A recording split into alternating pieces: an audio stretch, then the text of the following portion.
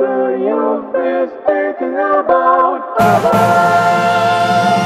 What the youth is thinking about. What the youth is thinking about. What's on your mind? What the youth is thinking about. What the youth. Apa lagi soalan seterusnya? Come on. Naim, silakan. Bila macam bila kita dapat tahu macam Quran tu diturunkan kepada Nabi bila orang kaum musyrikin tanya dekat Nabi. Betul. Sallallahu alaihi wasallam. Bagaimana cara ayat itu diturunkan? Cantik. Allahumma salli ala Sayyidina Muhammad. Gaya penurunan Al-Quran ada banyak jenis. Banyak.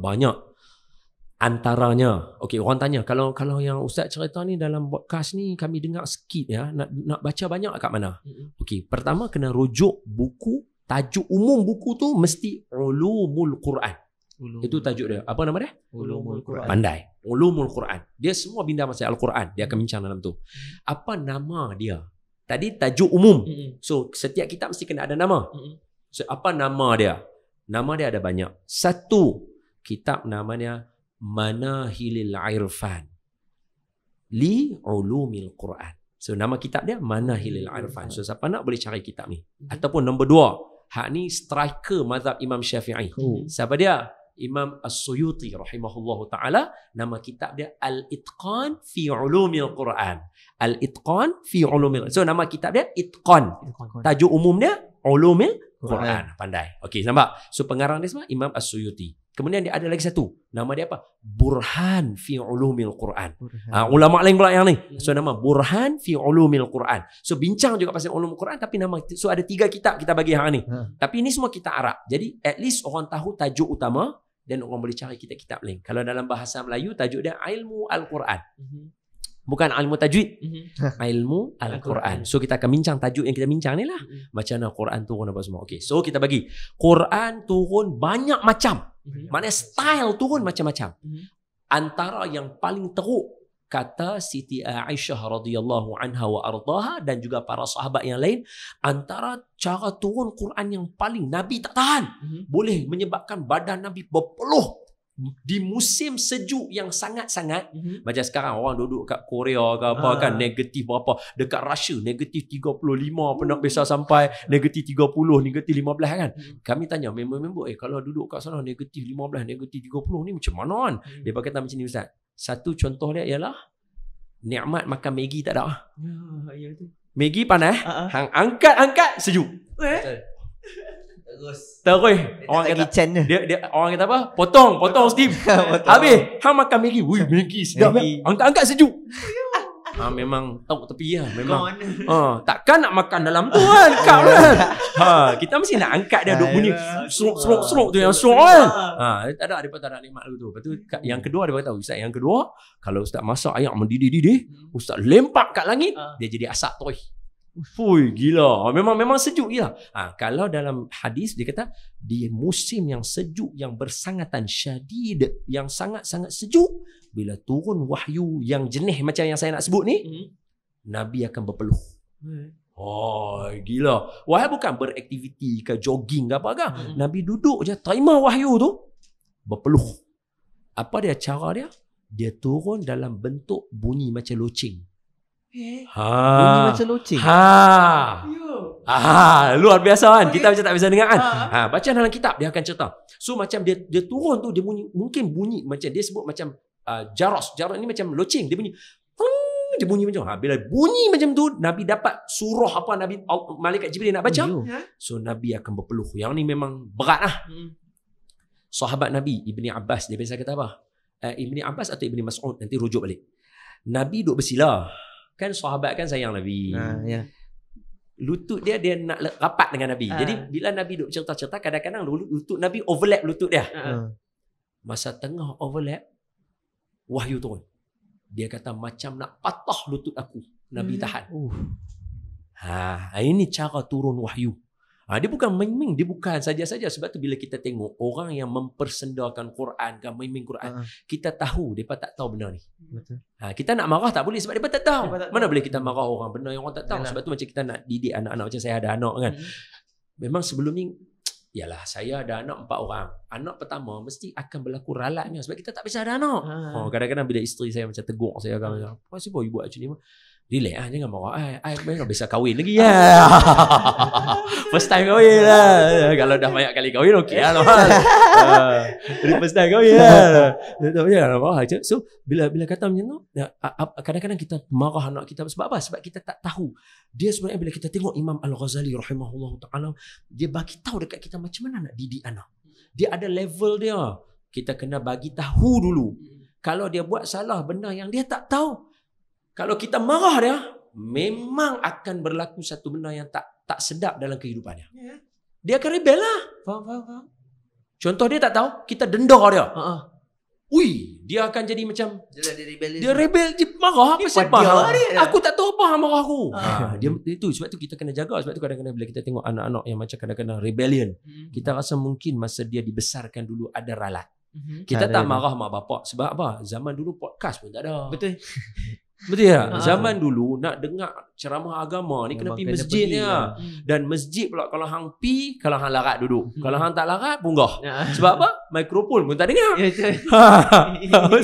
Lepas tu ustaz pula bukan cerita macam kita. Ustaz dulu dia sangat jaga dia punya apa macam kita katalah. Sekarang ni bukan kita tak jaga. Sekarang ni kita punya tajuk sembang. Sembang beza dengan ceramah. Macam kalau ustaz-ustaz yang jaga ceramah, dia akan jaga adab dia. So dia akan cakap pun satu persatu. Dia punya mukadimah pun 5 minit. Puji Nabi, puji Allah punya 5 minit. Kita tadi siap terlupa, boleh patah balik lah. Contoh sebab sembang. Kan? Jadi bila kita nak follow lagu tu, kadang-kadang punya malam tu kadang orang dah tertidur lah. Faham tak? Jadi orang dah tak pergi. Jadi kita tak boleh marah suasana. Jadi mungkin dulu mak bapak ataupun ibu bapa yang membesarkan anak, dia ada kekangan. Zaman sekarang tengok ada channel bapa and ma, ada channel ibu bapa, ada kursus-kursus keibu bapaan. Dulu mana nak dapat abang? Kalau abang Ismail dengan abang Naim nak tahu lah kan. Dulu tak ada. Itu zaman saya tahu. Maknanya saya tahu benar tak ada. Bayangkan waktu mak bapak kita lagi tak ada. Faham tak? Jadi kangen bagi mereka. Jadi bila berlaku macam tu, mungkin sebab tu anak-anak ni jadi. Tapi bagi saya selalu nasihatkan kita anak-anak, kita belajar. Kenapa kita nak buat benda yang macam orang kata, bila mak bapak salah didik kita, kita akan jadi anak yang tak betul. Kita dah belajar benda tu. Tahu kita nak jadi anak yang tak betul. Buat apa? Dah mengaji dah. Bagi maaf kat mak bapak kita, and then kita jadi anak yang baik. Esok anak kita akan jadi baik dengan kita, betul tak? Kalau kita jadi tak baik untuk mak bapak kita, esok anak kita jadi tak, dia jadi bersambung sampai 7 keturunan. Jahannam. Ini kalau dalam bahasa kita kata jahannamul ladzi. Teruk. Teruk, faham? Jadi baik kita yang cerdik, kita put a full stop. Maafkan mak bapak kita. Sebab apa? Allah sebut dalam Al-Quran, qulil afwa wa'mur bil 'urfi wa a'rid 'anil jahilin. Allah bagi maaf sebab Allah suka dengan orang yang bagi maaf. Allah sayang orang bagi maaf. Allah kata, jadilah wal 'afina 'anin nas wallahu yuhibbul muhsinin. Allah kata dalam Al-Quran. Apa dia? Jadi orang yang bagi maaf kat orang. Allah sayang orang yang macam ni. You bayangkan orang buat kat kita, ataupun mak kita barangkali bapak kita dia ada ralat kan buat kat kita kan. Kita bagi maaf kat dia. Allah kata apa? Aku sayang dah. Jangan pakai ayat tu. Ayat tu kita tak faham. Kita pakai ayat apa? Kalau kita bagi maaf dekat orang, Allah kata dekat kita, I love you. Baik ambil yang tu. Kalau saya lah, kalau aku baik ambil yang tu kan. Aku bagi maaf kat orang, Allah kata kat aku, I love you. Baik aku ambil yang tu. Daripada kita duduk merangkam semua, teruk hidup kita. Baik Allah kata I love you. Aku macam-macam aku boleh dapat lagi atas muka bumi ni. Nampak? Jadi baik kita jadi macam tu kan. Jadi bukan apa nak bagi tahu kata, bila nak membesarkan anak, kita tak boleh nak marah dia tanpa kita tahu. Dia tak tahu apa, kita marah dia. So sebab tu Islam dia letak hang kena bagi tahu dulu. Lepas hang bagi tahu nanti, lepas tu hang bagi tempoh untuk dia mengamalkannya. Tempoh tadrib dia apa? Tempoh apply. Practice. Tempoh practice tu bagi berapa? Seminggu, 2 minggu, sebulan, 2 bulan. Jangan bagi 2 hari. Kita pun tak boleh nak istiqamah. Tak ada. Expect laju. Tak boleh, mana boleh macam tu. Faham tak? Jadi kena bagi tempoh yang lama. Jadi sepanjang tempoh itu, tempoh Allah ni macam kita. Sekarang kita tengah belajar. Katalah the next time hampa nak dengar ceramah agama pula, katalah lagi seminggu. So in terms of daripada hari ni sampai seminggu lagi hampa nak ada kelas lagi, maknanya hampa dalam tempoh belajar. Kesalahan kita Allah maaf. Itu ulama sebut. Seorang yang menuntut ilmu dan dia dalam proses menuntut ilmu, Allah bagi maaf dekat dia. Sampai dia tahu benda tu. So kalau Allah bagi maaf, kita tak bagi maaf. Memang hang teruk daripada Tuhan. Tuhan pun bagi maaf. Hang buat lebih pula daripada Tuhan. Macam Tuhan. Macam tu. Betul. Nampak hampa rasa lega kan bila kita dengar ni. Sebab tu bila kita nak okey, so kita balik daripada cerita kita tadi. Okey, so kalau tanya macam mana Al-Quran diturunkan? So Al-Quran dia turun dalam bentuk macam bunyi lucing. Yang pertama. Yang kedua, bila dia turun berat. Satu tadi, unta pun terduduk. Sahabat Nabi, bayangkan sahabat Nabi kan perang. Bila perang ni orang yang hebat. Yang kuat lah. Bila Nabi tindih kaki dia masa dapat wahyu, dia kata macam nak patah kaki aku. Ui, gila, dahsyat. Kemudian Al-Quran dia turun dalam macam-macam, dan malaikat Jibril pun main dalam macam-macam rupa. Kadang-kadang malaikat Jibril main dalam rupa dia hak betui. Ini tajuk ni best. So malaikat Jibril boleh main dekat Nabi macam-macam rupa. Ada yang pertama, dia main dalam rupa lelaki yang handsome. Dia main memang muka memang lawa sangat-sangat macam sahabat Nabi. Nah, macam sahabat Nabi, alamak saya lupa lah siapa nama. Yang saya ingat sekarang nama dia Sayyidina Urwah bin Mas'ud, tapi yang ni muka macam Nabi Isa. Ni sahabat Nabi ni muka macam Nabi Isa. Sayyidina Urwah bin Mas'ud, muka dia macam Nabi Isa. Yang muka macam malaikat ni saya tak ingat nama siapa. Bila malaikat akan muka macam dia, handsome. Dalam hadis Imam An-Nawawi, Imam An-Nawawi ada satu kitab nama hadis 40. Hadis nombor 2 tu, Sayyidina Umar cerita ada seorang lelaki syadidul bayadus siyab. Dia pakai baju dia putih melepak. Maknanya dia bukan orang yang travel jauh. Kalau travel jauh baju tak boleh putih, mesti ada debu. Okey. Rambut dia syadidus sawad, hitam berkilat, pakai pomade. Kita kata lawa. Mana boleh travelling. Betul tak? Kalau hampa nak buat show, hampa pakai pomade. Sebab hampa naik kereta, aircon tutup. Betul tak? Cuba kalau naik motor, buka-buka memang. Betul tak? So maknanya bukan orang travelling punya. Orang yang mesti orang dekat. Tapi kami tak bisa tengok muka dia. So Nabi beritahu, yang tu malaikat Jibril. So malaikat Jibril main orang muka handsome. Dia main dekat Nabi, dia bagi wahyu dekat Nabi.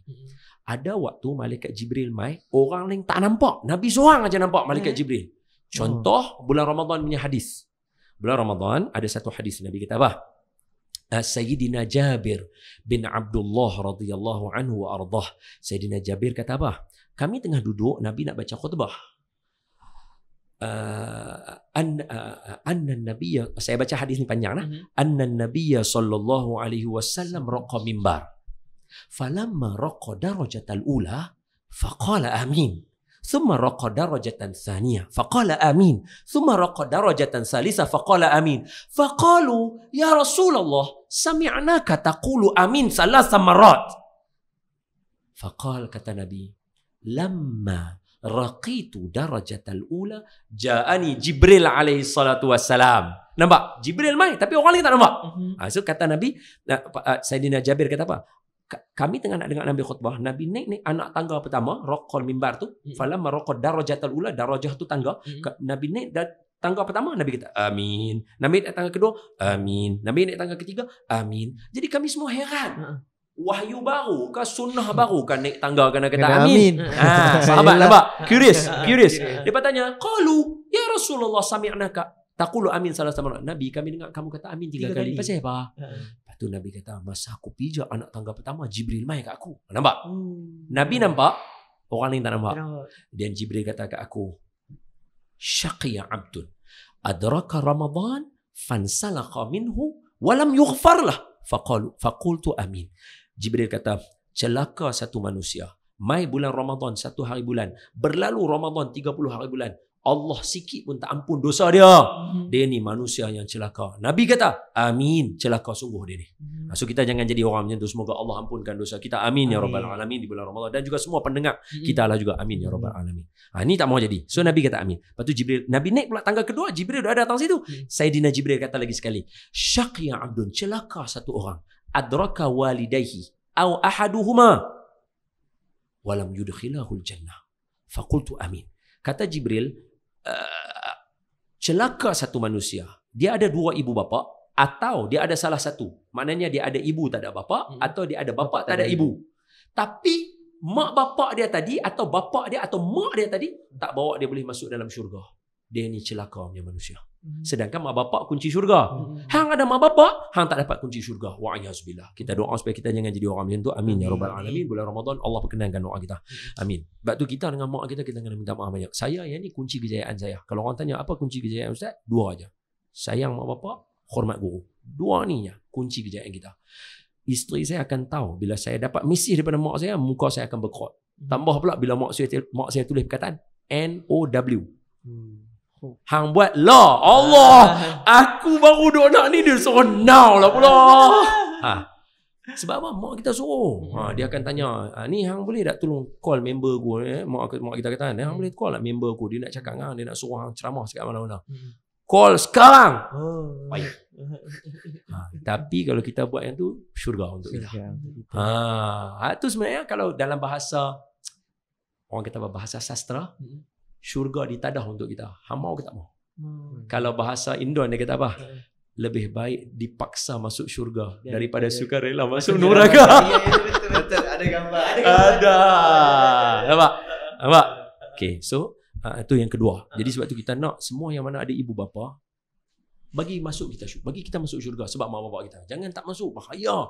Sebab dah ada kunci syurga rugi yang tak masuk. Okay, yang ketiga. Apa dia? Nabi naik anak tangga ketiga, dia kata syaqiya abdun dzukirta indahu walam yusalli alaika. Disebut nama kamu wahai Muhammad pada dia, tapi dia tak selawat kat Nabi. Nasib baik hamba dua daripada tadi duk selawat. Lega. Kalau tidak jadi orang celaka. Lepas tu Nabi kata, amin, memang celaka sungguh hari ini. Apa perumpamaannya? Tadi malaikat Jibril mai dalam rupa lelaki handsome. Sekarang ni malaikat Jibril mai dalam rupa Nabi seorang yang nak nampak. Ada momen malaikat Jibril mai 2 kali je. Momen ni 2 kali saja dalam hidup Nabi, tak jadi lebih. Malaikat Jibril mai dalam rupa dia yang original. Okey, hadisnya bunyi macam ni. Okey. Gemeng. Ini saya ceritakan Naim dengan Ismail, maknanya orang lain dengar kita sembang. Naim dengan Daniel memang saya cerita Naim dengan Ismail. Naim Daniel. Naim Daniel dengan Ismail Zani. Saya cerita ni hampa dapat direct sebab tengok daripada muka aku sendiri. Sebab saya ambil cerita ni betul-betul daripada arwah Tuan Guru Datuk Harudin. Saya tak tambah, saya tak kurang daripada cerita dia. Ini orang yang meninggal hari Jumaat bang. Orang yang meninggal akhir kalam dia clear la ilaha illallah bang. Ini orang yang kita kena belajar lah cara hidup mereka. Sebab bukti kematian mereka mati yang dicemburui oleh semua orang. So saya dapat ilmu ni daripada beliau.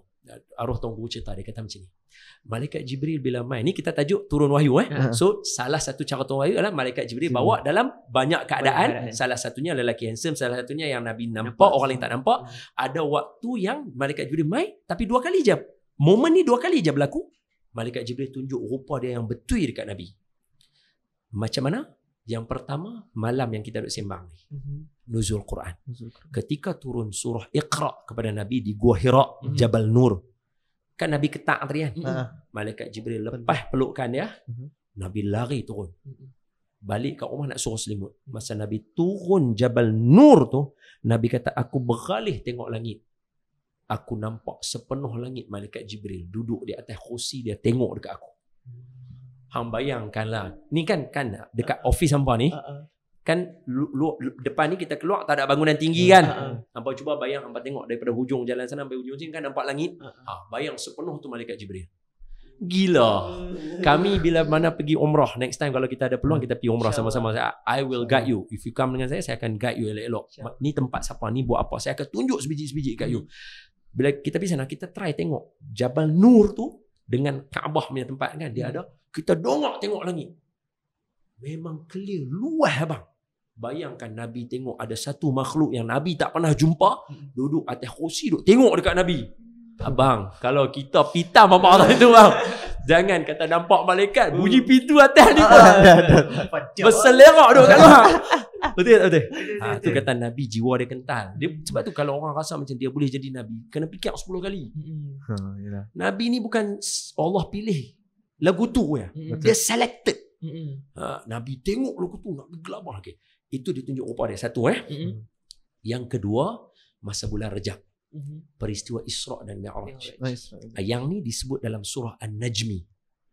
Bila peristiwa Isra dan Mi'raj, surah An-Najmi tu dia kata apa? laqad ra'ahu nazlatan ukhra 'inda sidratil muntaha. Nabi tengok Jibril kali kedua rupa yang original. Nampak ada Allah sebut kali kedua. Maknanya Nabi jumpa Jibril banyak kali. Pasal apa kena sebut kali kedua? Kali kedua rupa yang original, form yang betul-betul punya. Kali kedua mana? Bukan dekat bumi. Kalau bumi tak muat malaikat Jibril. Kita kecil je bang. Allah punya ciptaan ni, mai saya cerita. Sebab tu saya syok nak cerita benda ni. Baru kita macam menjiwai. Macam Naim sebut dah awal tadi. Bila cerita je pasal agama, kita akan rasa macam kan? Kita akan rasa macam tu. Itu baru best. Bila baru kita menjiwai dia. Kami beruntung sebab kami jumpa dengan guru-guru yang hebat. Dia cerita kat kami tu, kami macam ya Allah. Kita jadi macam tu. So, saya pun nak cuba sampaikan supaya guru kita dapat pahala benda yang kita sembang. Kita tengok. So Nabi bila sampai dekat, kita cerita Isra Mi'raj, Nabi naik langit pertama, langit kedua, langit sampai langit ketujuh, tak berhenti. Langit ketujuh naik pula Baitul Ma'mur, sampai pula Sidratil Muntaha. Sampai di sana dia satu kawasan yang bukan otak kita boleh fikir. Okay? Sebab abang dalam hadis yang sahih, antara langit satu dengan langit kedua 500 tahun perjalanan abang. Kita 500 tahun perjalanan, kalau kereta orang boleh calculate abang.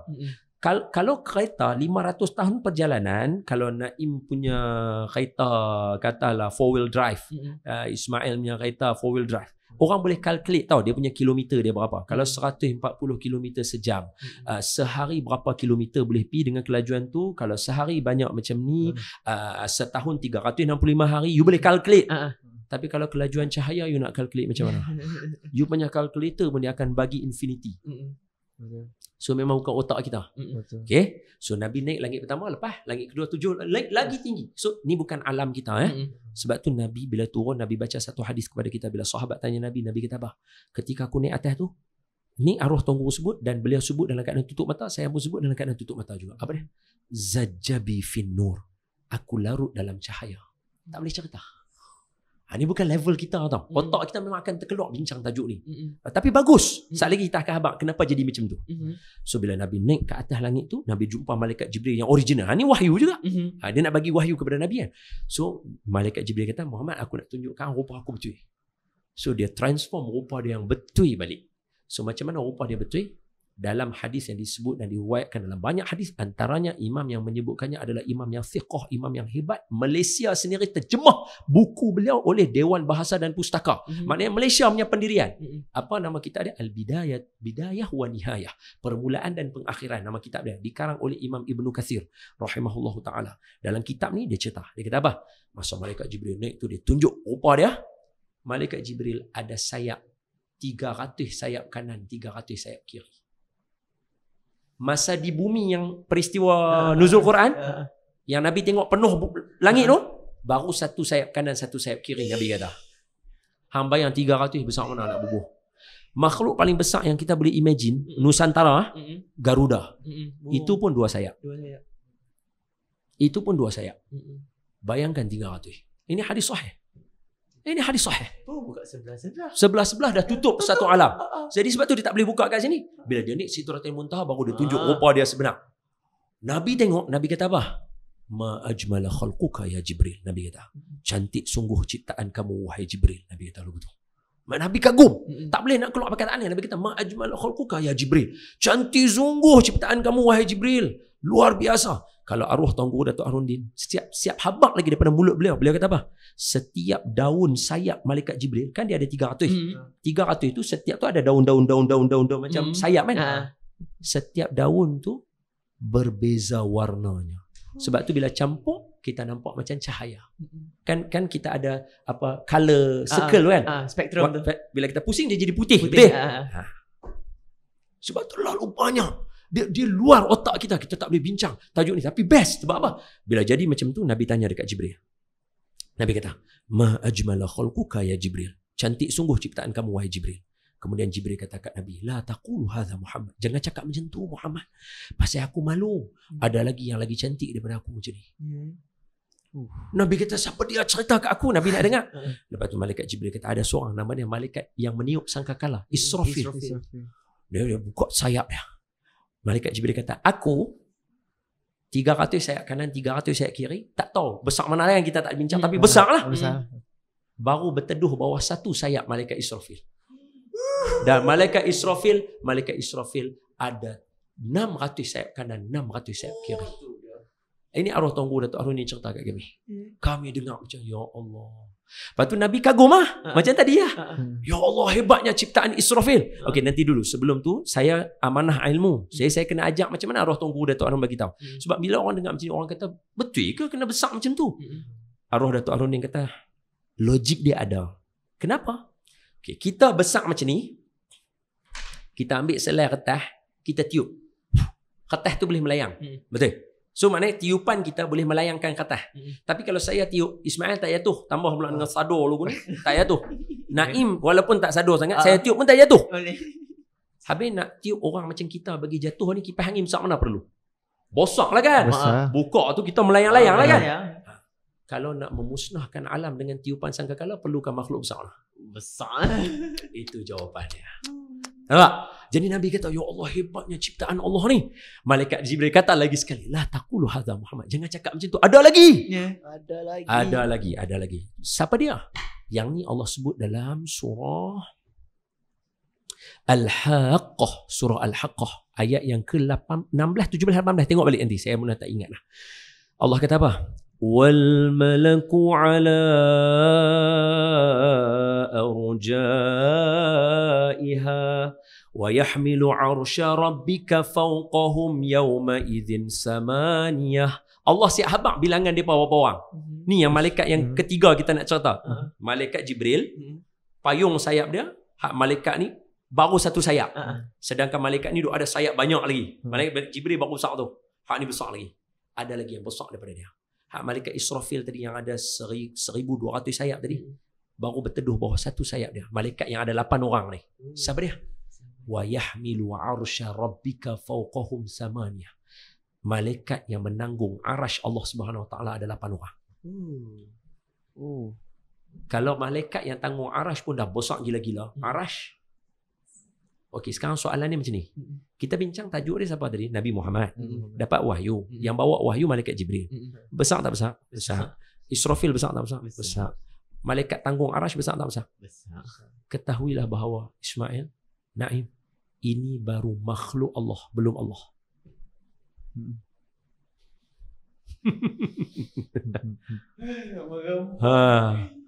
Dan kita duduk di muka bumi ni masih lagi nak habaq kata Quran tak betul, nak lawan Quran. Kita besar tak mana sangat. Ya tu.